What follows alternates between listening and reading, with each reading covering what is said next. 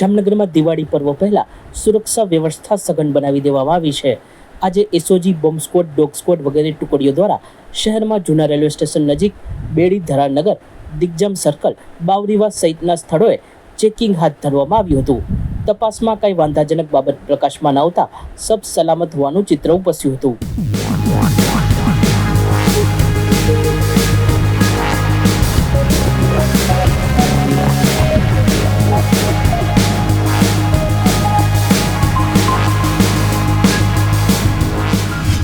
જામનગર ઉત્તરના ધારાસભ્ય રીવાબા જાડેજાનો નવા મંત્રીમંડળમાં સમાવેશ થયો છે।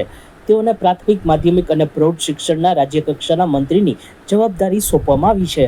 રીવાબાને મંત્રીપદ મળતા તેમના સમર્થકો અને રાજપૂત સમાજ તથા ક્રિકેટ જગત સાથે સંકળાયેલા લોકોમાં પણ ખુશીની લહેર હોય ઉજવણીઓ કરવામાં આવી હતી। ક્રિકેટ બંગલામાં તથા મહારાણા પ્રતાપ સર્કલ નજીક ડિસ્ટ્રિક્ટ ક્રિકેટ એસોસિએશન દ્વારા થયેલ ઉજવણીમાં ખેલાડીઓ પણ સામેલ થયા હતા। સચોટ સમાચારો સૌથી ઝડપી મેળવવા માટે અમારી ચેનલને સબસ્ક્રાઇબ કરો।